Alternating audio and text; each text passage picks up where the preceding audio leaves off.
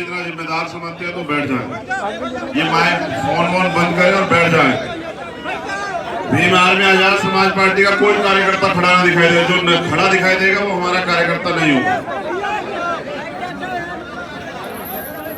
यहाँ की यूनिट के लोग चेक कर लो। ऐसा ना हो कि कोई विरोधी व्यक्ति खड़ा हुआ यहाँ और वो हमारे प्रोग्राम को खराब कर दे। आप इसको छोड़ के हट जाओ, इसको यहाँ छोड़ के हट जाओ पीछे। हमारे लोग बैठे हुए, हट जाओ पीछे। धन्यवाद।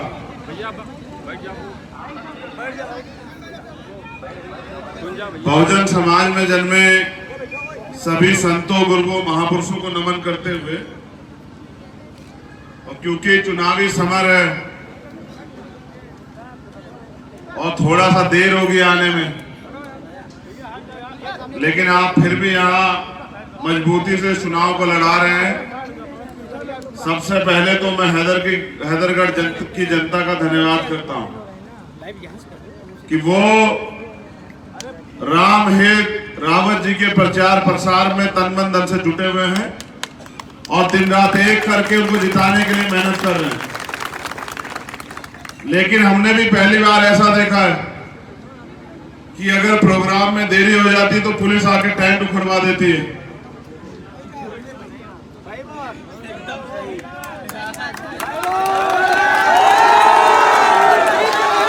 सिर्फ टेंट नहीं उतरवाती, माइक और होर्डिंग भी उतरवा देती है। एजेंटगिरी ये ज्यादा दिन चलेगी नहीं। ये जो सत्ता के दम पे गुंडागर्दी कर रहे हो ना, याद रखना, हम कह रहे हैं ये सरकार बदल जाएगी और अन्याय करने वाले को फिर कानून के रास्ते न्याय कैसे होता है ये करके दिखाएंगे हम। जिन एजेंट करो सत्ता के चाटुकारिता में टेंट उखड़वा रहे हो ना, उनको भी कह देना ये बहुजन समाज के लोग हैं, ये तो किसान कमेरे मजदूर वर्ग के लोग हैं, ये तो बनाना भी जानते हैं, उखाड़ना भी जानते हैं।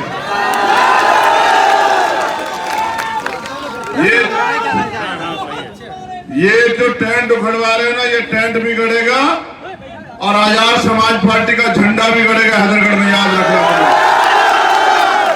और जिसका टेंट उखाड़े हो ना, उसको सलाम भी करोगे जो विधायक बन के आएगा। देखते जाओ तुम लोग, उसकी गाड़ी के आगे पीछे घुमा भी करोगे विधायक जी करके। चिंता मत करो, ये जनता ये तय करेगी गरीब का बेटा भी आगे बढ़ेगा, याद रखना।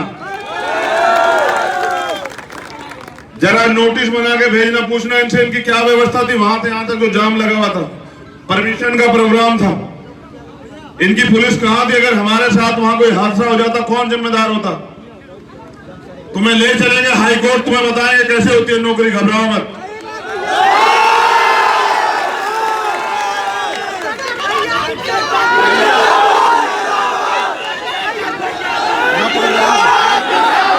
हमें 5 मिनट दे दो, हम तक समय ज्यादा कम है क्योंकि यहाँ के और जो प्रत्याशी है उनकी मदद करानी है। साथियों, यहाँ की भीम आर्मी आजाद समाज पार्टी की टीम,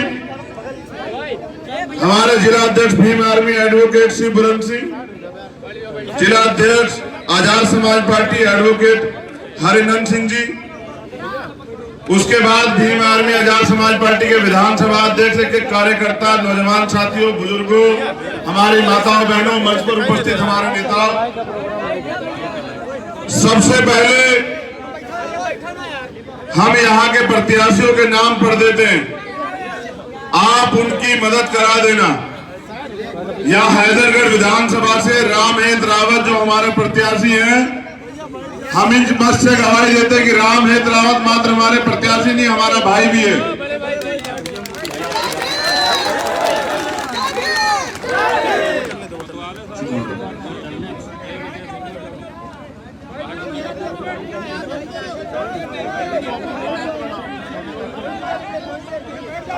बैठो, बैठ जा भैया, और वीडियो बना दो यार, खड़ा हो।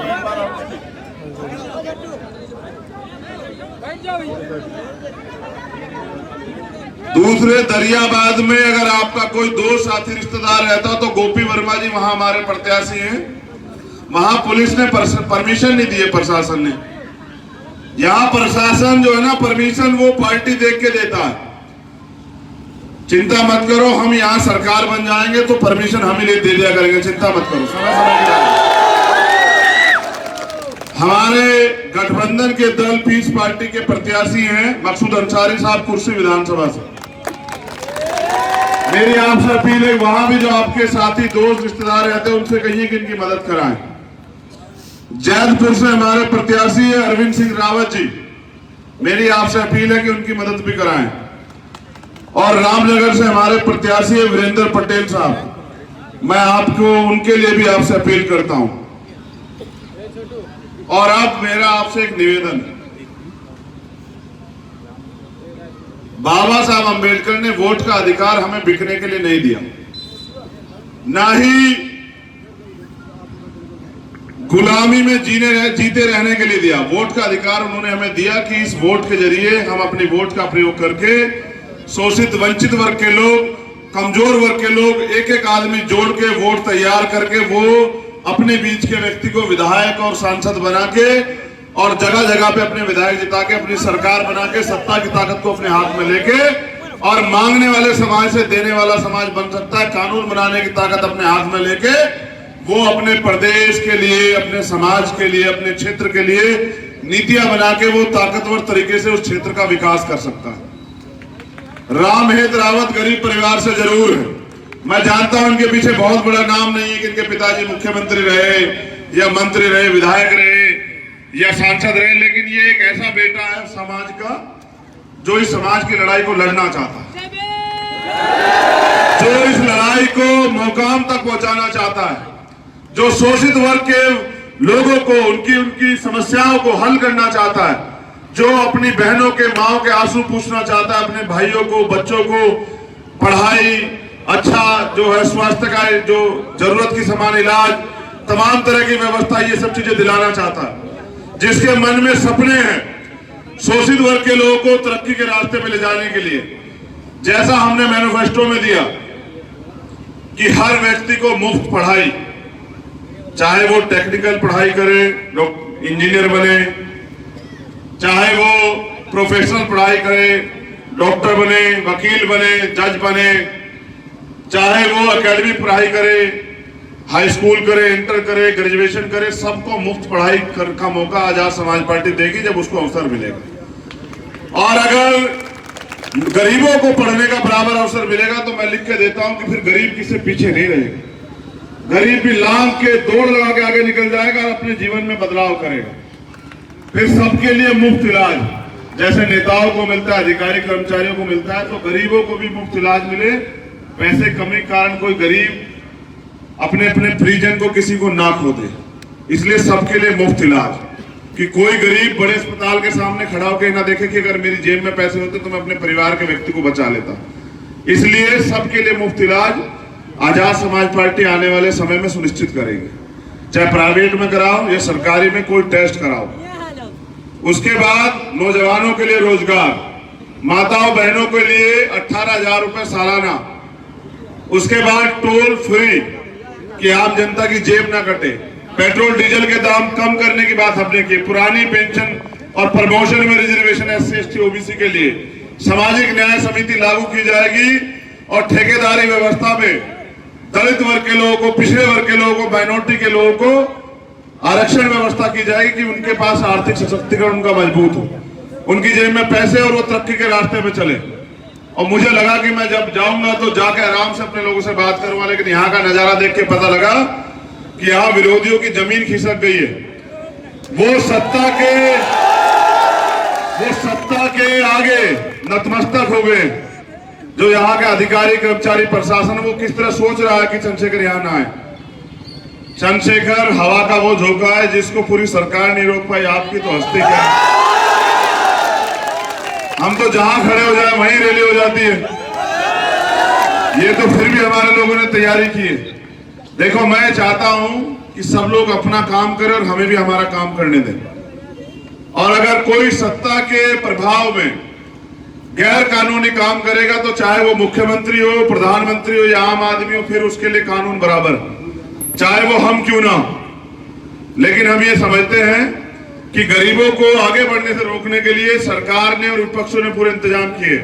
मैं आपसे अपील कर रहा हूं कि राम हेत रावत तो लड़ ही रहे हैं, लेकिन राम हेत रावत नहीं, चंद्रशेखर आजादी सीट पे लड़ रहे हैं। हैदरगढ़ की विधानसभा के लोगों जमानतें जब्त करा देना दूसरे लोगों की, एक एक वोट केतली के निशान पे डाल के अब अपने बीच के अपने भाई एक गरीब परिवार से जन्मे और तुम्हारे लिए सशक्त आवाज, तुम्हारी लड़ाई को आगे बढ़ाने वाले राम हेत रावत को लखनऊ पहुंचने का रास्ता आसान बना देना और उसी दिन तय कर लेना कि हैदरगढ़ विधानसभा में किसी गरीब को कोई सता नहीं पाएगा। मैं ये भी जानता हूं, आपने देखा होगा यहां क्या हुआ उन्नाव में, एक बच्ची हमारी 62 दिन तक गायब रहती, तब ये प्रशासन के लोग चूड़ियां पहन लेते हाथ में, तब ये नतमस्तक हो जाते हैं सरकार के आगे और ताकतवर लोगों के आगे, तब कानून व्यवस्था नहीं नजर आती। ये जो शोषण जुल्म जाति हाथरस में हमने देखी, प्रयागराज में हमने देखी कि एक परिवार के 4 लोगों के साथ, मां बहनों के साथ सामूहिक रेप और 10 साल के बच्चे उसके पिता की हत्या, तब ये कानून के रखवाले कहां चले जाते हैं, तब इनकी आंखें क्यों बंद हो जाती है। मैं जानता हूं कि कमजोर और ताकतवर में कभी समझौता नहीं होता। मैं आपसे भी कह रहा हूं कि मेरे जाने के बाद पैसे वाले लोग आएंगे, बड़े बड़े लोग आएंगे, 2000 4000 रुपए आपकी बोली लगाएंगे, लेकिन मान्यवर काशीराम साहब कहे हैं कि वोट का अधिकार आपको बिकने के लिए नहीं मिला है, वोट का अधिकार आपको गुलामी की बेड़ियां काटने के लिए मिला है और वोट की रक्षा बहन बेटी की रक्षा की तरह करनी है। बेचनी नहीं है वोट, फेंकनी नहीं है वोट। ये मैं गवाही देता हूं कि आने वाला कल हैदरगढ़ विधानसभा राम हेत रावत के नाम से जानी जाएगी। आप लोग इसकी मदद करा देना। इसकी मदद चंद्रशेखर आजाद और भीम आर्मी आजाद समाज पार्टी के कार्यकर्ता की मदद होगी, आजाद समाज पार्टी की मदद होगी। और जब ये ताकतवर बनेगा तो यहाँ का हर एक गरीब कमजोर ताकतवर बनेगा और हर सामंती को जवाब मिलेगा। हर सामंती की जड़ें उखड़ जाएंगी, हर मनुवादी की जड़ें उखड़ जाएंगी। इनको एहसास हो जाएगा कि अब ये लोग गुलामी नहीं सहेंगे। बहुत बहुत धन्यवाद। इस टेंट को उखाड़ो और घर ले जाओ अपने, जिनको उखाड़ने की जरूरत है। याद रखना, हम इस पे पक्का टेंट बनाएंगे आने वाले समय में। हम देखेंगे कौन उखाड़ेगा हमारे टेंट को। याद रखना इस बात को। इन्होंने जो अपमान आपका किया है हैदरगढ़ में, हैदरगढ़ की जनता से मेरी अपील है कि वोट की चोट से उसका जवाब देना और एक गरीब के बेटे को ज्यादा से ज्यादा वोट देकर विधानसभा भेजने का काम करना, यही इनको जवाब होगा। और जब आप ताकत में आ जाओगे तो फिर कोई भी आदमी गैर कानूनी काम नहीं करेगा। आपने इतना समय दिया, मैं आपका धन्यवाद करता हूं। बस अपील करता हूं कि 27 तारीख का दिन होगा और केतली चुनाव चिन्ह होगा। एक एक वोट केतली के चुनाव चिन्ह पर डाल के अपने भाई को आगे बढ़ा देना और हमारे हाथों को ताकत दे देना।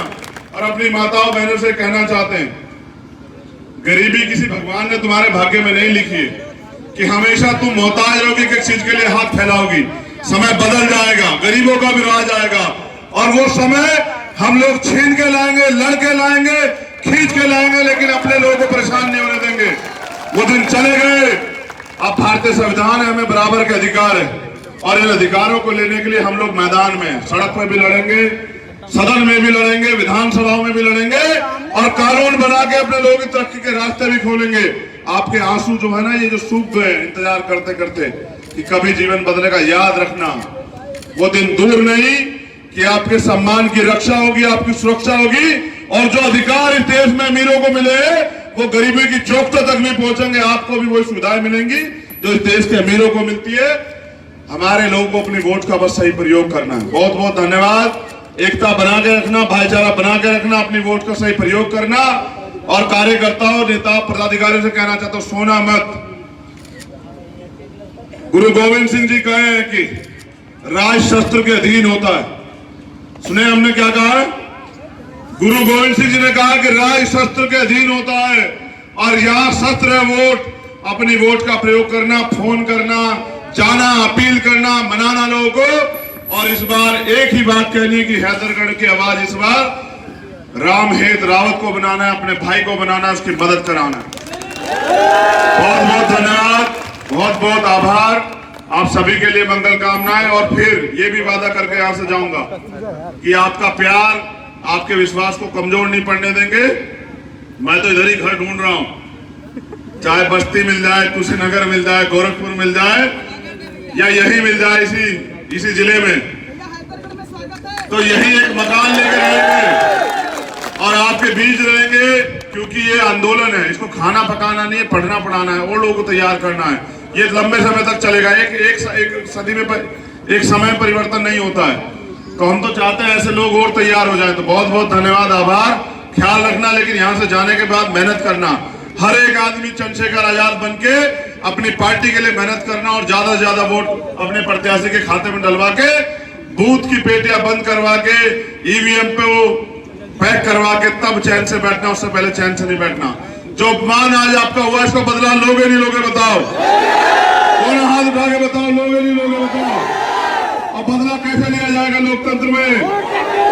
ईवीएम का बटन जोर से दबा देना, केतली पर मोहर लगेगी। बहुत बहुत धन्यवाद। जय भीम, जय भारत।